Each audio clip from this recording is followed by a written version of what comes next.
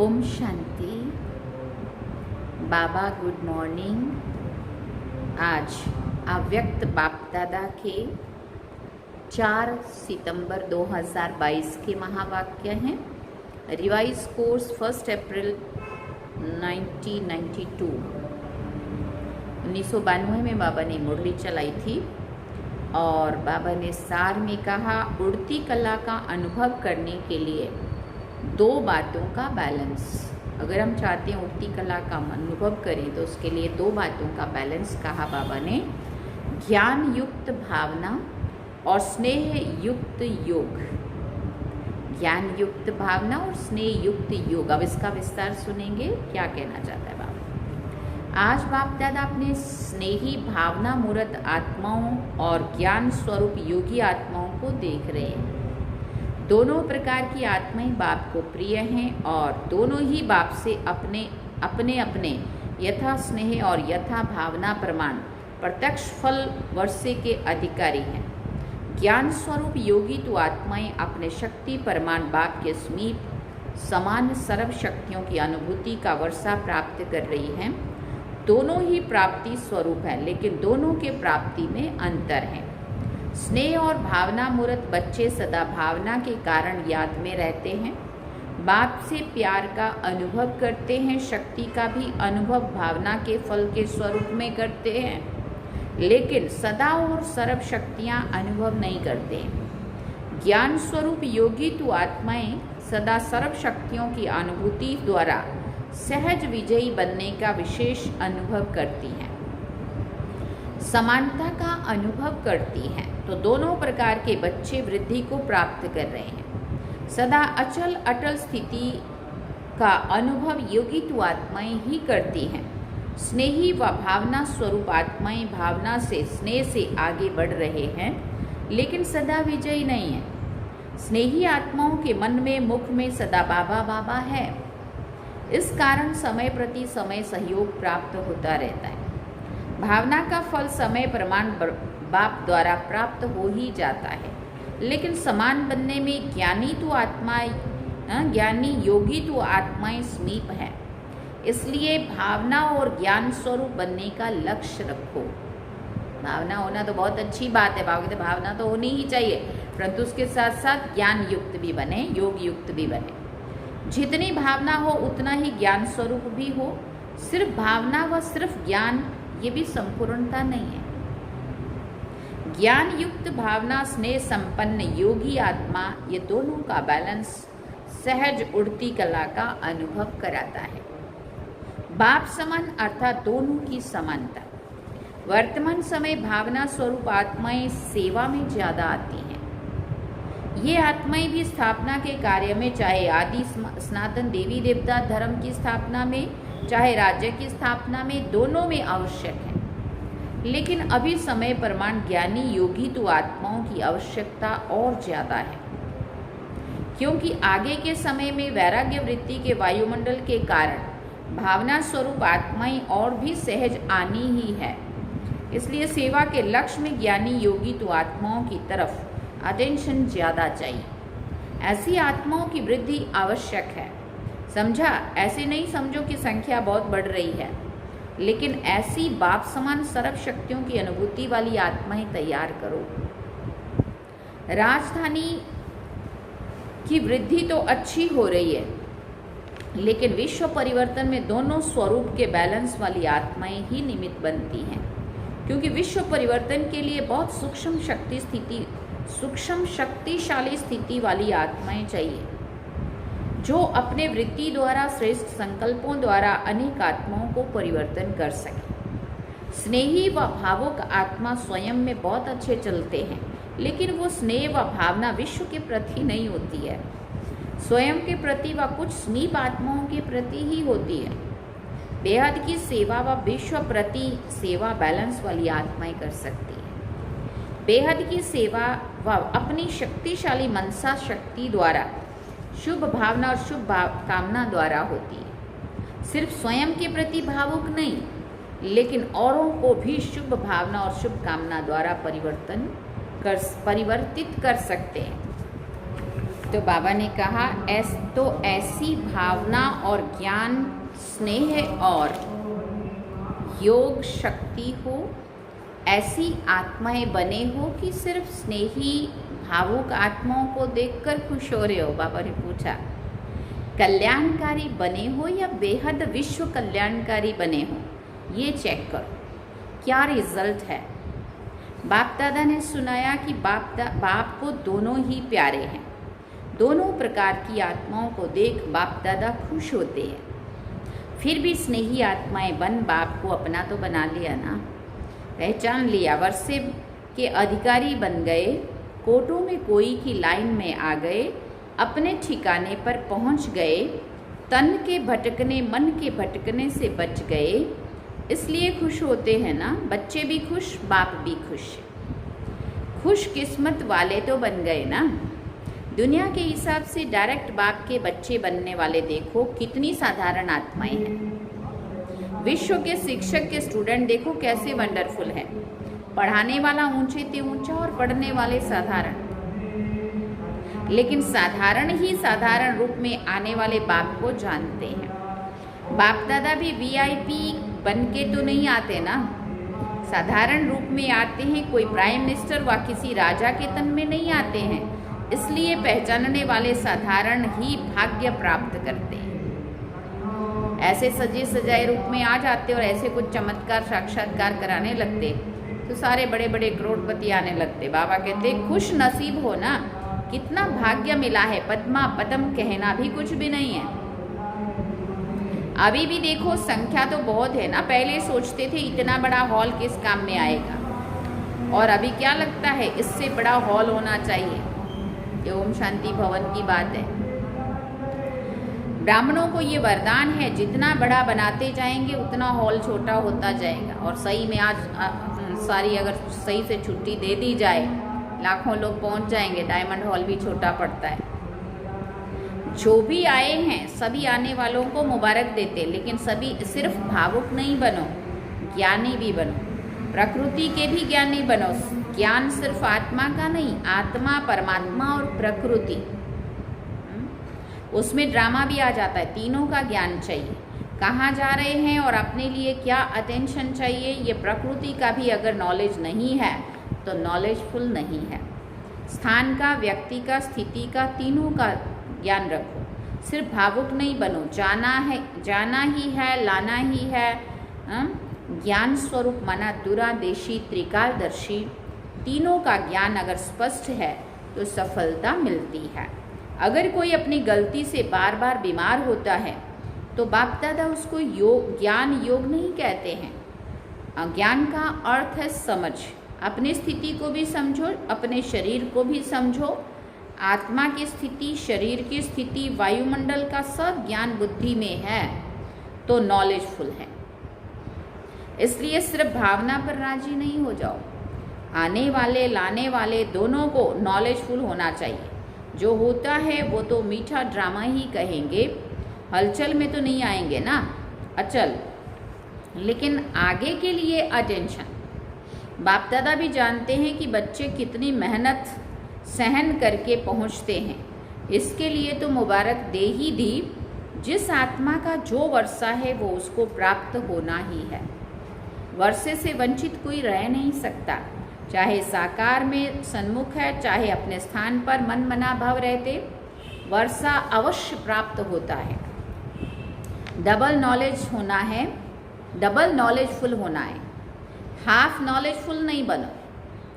अच्छा, चारों ओर के इतना कह के बाबा कहते अच्छा, चारों ओर के सर्व खुश नसीब आत्माएं, सर्व स्नेह और योग शक्ति की समानता की अनुभवी आत्माएं, भावना और ज्ञान स्वरूप आत्माएं, सदा बाप समान बनने के लक्ष्य को पूर्ण करने वाली आत्माएं, सदा समीप अनुभव करने वाली आत्माएं, ऐसे सदा अचल अडोल रहने वाली विशेष आत्माओं को बाप दादा का याद प्यार और नमस्ते। हम रूहानी बच्चों की भी रूहानी माता पिता बाप दादा को दिल व जान सीखवा प्रेम से याद प्यार, गुड मॉर्निंग, नमस्ते, थैंक यू बाबा, शुक्रिया बाबा। नोट है, आज मधुबन में आई हुई पार्टी में एक ही घंटे के अंदर कर्नाटक जोन के 2 बुजुर्ग भाइयों ने अपना पुराना शरीर छोड़ा है। तब की बात सुना रहे बाबा 92 की। इसलिए बाप दादा ने सभी का विशेष अटेंशन खिंचवाया है। दादियों से अव्यक्त बाप दादा की मुलाकात। संगठन की शक्ति संगठन को आगे बढ़ा रही है। अच्छी हिम्मत से एक दो को सहयोग देकर वृद्धि को प्राप्त कर रहे हो। आप निमित्त बने हुए आत्माओं की हिम्मत अनेक आत्माओं की हिम्मत को बढ़ाती है। हर परिस्थिति के अनुभवी बन गए। नथिंग न्यू लगता है ना। बाप दादा पर्दे के अंदर स्काश दे रहे हैं, लेकिन पार्ट बजाने वाली स्टेज पर आप आत्माएं हो। अच्छा पार्ट बजा रही हो। बाप दादा सदा महावीरों के निमित्त संगठन को विशेष अमृत वेले नंबर 1 उन्हीं आत्माओं को याद प्यार गुड मॉर्निंग करते हैं, और वही स्काश कहो प्यार कहो सारे दिन की खुराक हो जाती है। ऐसा लगता है ना। सब ठीक है? बाबा पूछता है। हिम्मत से सफलता है ही है। अव्यक्त बाप दादा से डबल विदेशी भाई बहनों की मुलाकात।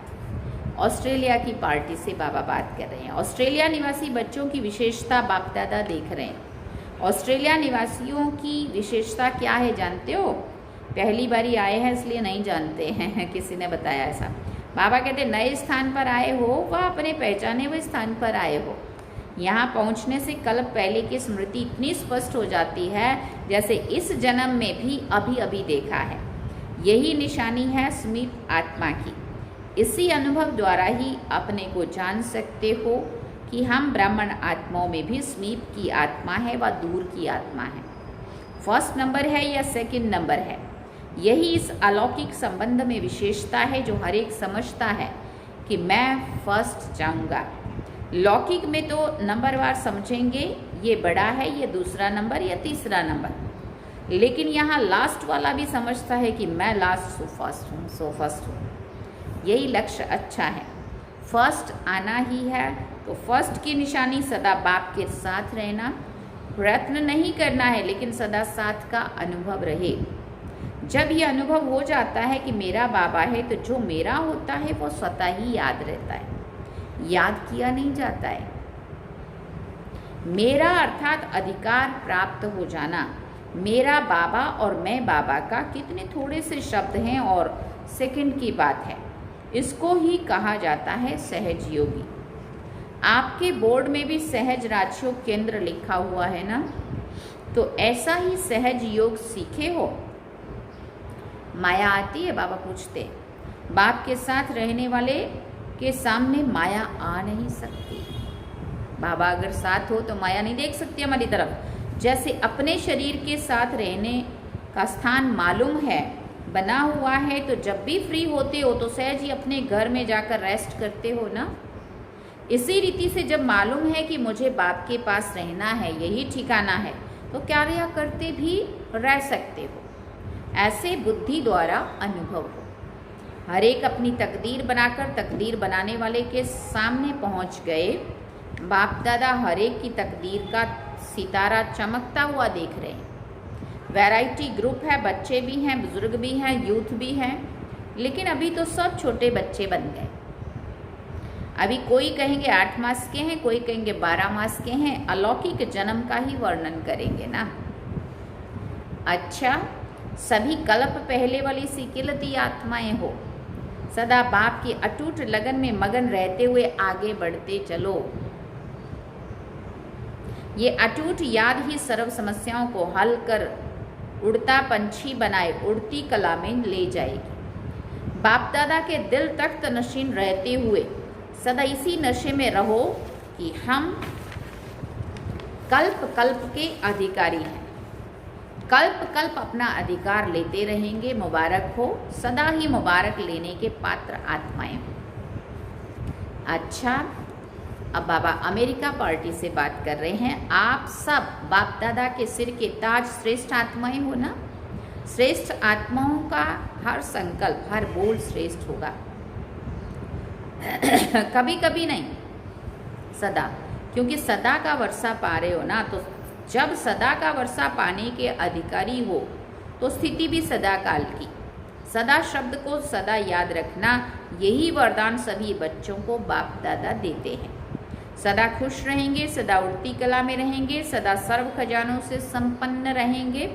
ऐसे वरदान लेने वाली आत्माएं सहज योगी स्वतः ही हो जाती है।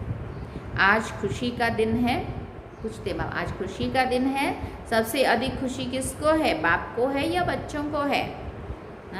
बच्चे कह रहे हैं बच्चों को है। बाबा कह रहे हैं बाप दादा को ये खुशी है कि ऐसा कोई बाप सारे वर्ल्ड में नहीं होगा जिसका हर एक बच्चा श्रेष्ठ हो। बाप दादा एक एक बच्चे की अगर विशेषता का वर्णन करे तो कई वर्ष बीत जाए। हर एक बच्चे की महिमा बड़े ते बड़े शास्त्र, महिमा के बड़े ते बड़े शास्त्र बन जाए। विशेष आत्मा हो ऐसा निश्चय हो तो सदा माया जीत स्वतः ही हो जाएगी। मैक्सिको ग्रुप से जितना दूर है उतना दिल से समीप हो, ऐसा अनुभव करते हो ना। सभी ने अपनी सीट बाप दादा का दिल तक रिजर्व कर लिया है। पूछते हैं बाप दादा एक एक रत्न की वैल्यू को जानते हैं, एक एक रत्न स्थापना के कार्य को सफल करने के निमित्त है। तो अपने को इतने अमूल्य रत्न समझते हो। कितनी भाग्यवान आत्माएं हो जो दूर से भी, इतनी दूर से भी बाप ने ढूंढ कर अपना बनाया है। आज की दुनिया में जो बड़े बड़े विद्वान आचार्य हैं उनों से आप पदम गुना अधिक भाग्यवान हो। बस इसी खुशी में रहो कि जो जीवन में पाना था वो पा लिया। फिर बाबा ने न्यूजीलैंड वालों से बात की। न्यू लैंड बना रहे हो ना, स्वयं को भी नया बनाया तो विश्व को भी नया बनाएंगे ना। अपना ऑक्यूपेशन यही सुनाते और लिखते हो ना कि हम सभी विश्व का नव निर्माण करने वाले हैं। तो जहाँ रहते हो उसको नया बनाएंगे। हर एक स्थान की अपनी विशेषता है। न्यूजीलैंड की विशेषता क्या है? न्यूजीलैंड में गए हुए भारतवासियों ने फिर से भारत के श्रेष्ठ भाग्य बनाने वाले बाप को पहचान लिया। भारत में रहते भारतवासी बच्चों ने नहीं जाना, लेकिन विदेश में रहते भारत की महिमा को और बाप को जान लिया। न्यूजीलैंड में भारत के बिछुड़े हुए बच्चे अच्छे अच्छे निकले हैं। टीचर्स पीछे मिली है लेकिन सर्विस की स्थापना पहले की। इसलिए हिम्मत वाले बच्चे, उमंग उल्लास वाले बच्चे विशेष हैं। समझा?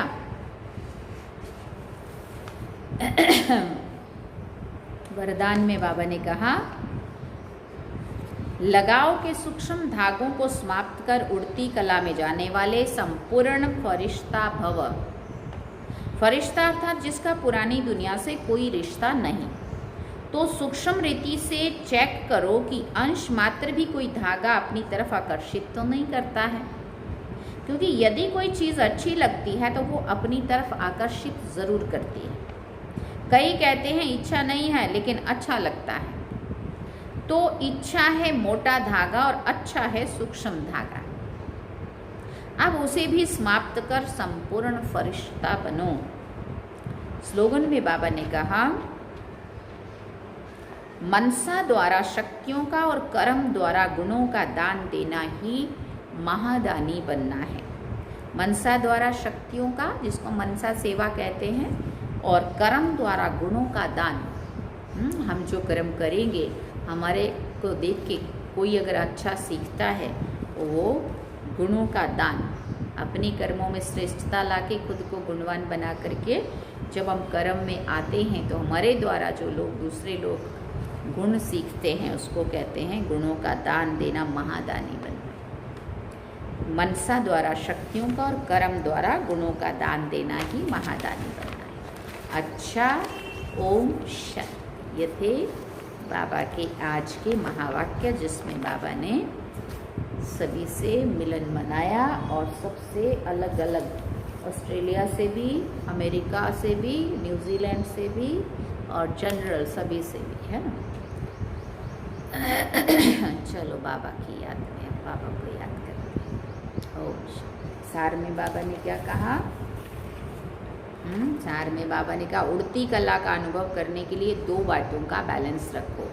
और उसमें बाबा ने बड़ा लंबा चौड़ा विस्तार में समझाया। ज्ञान युक्त भावना हो, लेकिन अगर ज्ञान ना हो उस चीज़ की समझ तो अकेली भावना काम नहीं करेगी, लेकिन ज्ञान युक्त भावना और स्नेह युक्त योग, ये दोनों चीज़ों का बैलेंस करने के लिए बाबा ने कहा। आप चलिए बाबा की